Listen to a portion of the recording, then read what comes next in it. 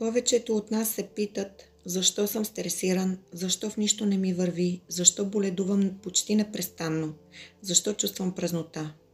Празнота, която често опитваме да запълним с алкохол, блуд, преяждане, неприлични сбирки и други ирационални решения. Истината е, че нищо отгоре посочените алтернативи не запълва тази зейнала дупка в душите ни.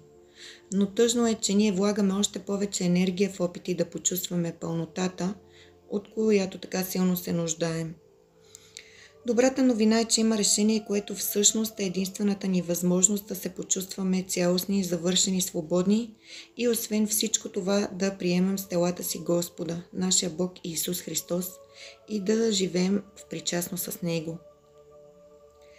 Но защо светото причастие да е единствената ни алтернатива? Нека да видим какво ни казва свещеното писание по този въпрос. Аз съм пътят и истината и животът. Никой не дохожда при Отца, освен чрез мен, казва Господ Исус Христос в книгата на Йоан, 14 глава, 6 стих. Господ Исус Христос ни казва ясно, че Той е пътят и истината и животът.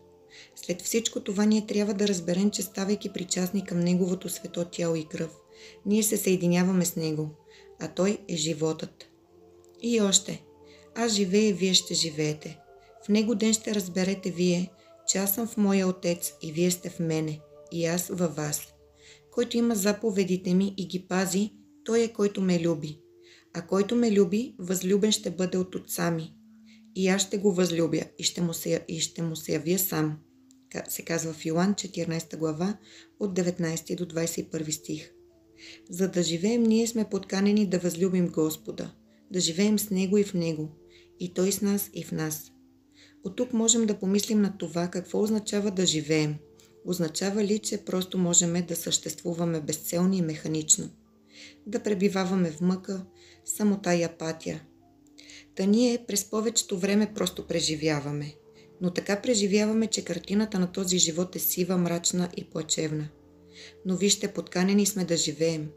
Да станем храм на Светия Дух, съгласно текста от първо послание на Светия апостол Павел до Коринтяни. И още от същата глава, в 13 стих, четем: Храната е за корема и коремът за храната, но Бог ще погуби едното и другото. Ала тялото не е за блудство, а за Господа, а Господ за тялото. Разбираме, че животът би могъл да бъде истински съществен и живян единствено чрез подбуди да служим както с телата си, така и с душите си на Бог. Да преживяваме възможно по-често този стремеж за близост и лична връзка с Господа. Всяко човешко страдание има един и същи корен, именно грехът. Грехът е, който ни отдалечава от Бог. Той е, който ни разболява. Грехът създава пропаст между човека и Бог, съгласно в текста от книгата на свети пророк Исаия, 59 глава, 2 и 3 стихове. Но беззаконията ви произведоха раздяла между вас и вашия Бог. И греховете ви отвръщат лицето му от вас, за да не слуша, защото ръцете ви са осквернени с кръв и пръстите ви с беззаконие. Устата ви говорят лъжа, езикът ви произнася неправда. След като има раздяла поради греховете ни, които в крайна сметка ни въвеждат в състояние на залиняване и болест, то има и път назад, обратно към Бог, който за да ни даде възможност да го опознаем и да ни научи на правилен начин на живот, съобразно нашите душевни нужди, стана човек, живя, обучени, умря заради нашите грехове и възкръсна в третия ден, за да ни покаже, че и нас ни очаква вечен и блажен живот с Него. Стига да повярваме, поискаме да го съпоследваме, телата ни да служат за любов, не за грях. Господ ни остави ясни инструкции за това как да се върнем отново към Него. Вземете, яще, това е моето тяло. И като взе чашата и благодари, даде им и рече: Пийте от нея всички, защото това е моята кръв на новия завет, която за мнозина се пролива за опрощаване на греховете. Се казва в Матей 26 глава от 26 до 28 стих. Сиреч да станем и бъдем причастни на Неговите свети тайни, една от които е именно светото таинство причастие. Нека погледнем какво ни казва свети Йоан Дамаскин относно това. Тялото и кръвта Господни, които проникват в състава на нашата душа и тяло, не се изразходват, нито разграждат и не и не идват до отделяне, но минават в нашата същност в качеството ни на съхранител.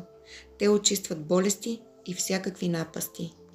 В заключение ще обобщя защо таинството причастие е единствената и надежна формула за живот, изпълнен с радост, смисъл и довежда човека до вътрешен мир и покой.